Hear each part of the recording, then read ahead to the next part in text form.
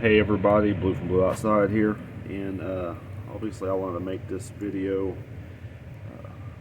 Most of our country is dealing with a winter storm right now at this point, and as freeze dryers, we only need one thing to be able to use our freeze dried food if it's not already ready to eat the way it is, and that is usually hot water.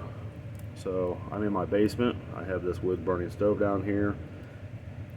Luckily for me, I'm not without power, and just having a ways to heat up water in a grid down situation.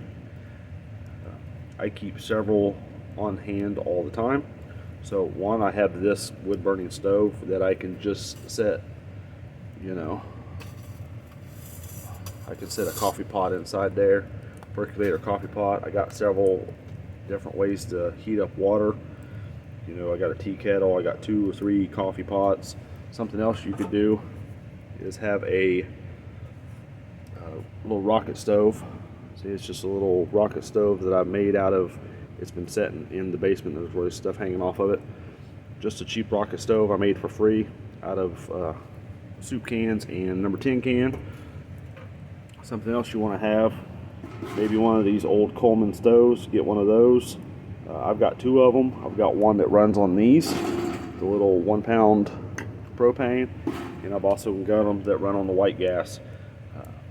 So I have several different, stoves, used Esbit stoves, whatever. I have ones that take fuel like wood, the rocket stove, and then I have ones that take fuel that, you gotta have gas or the white gas or the propane.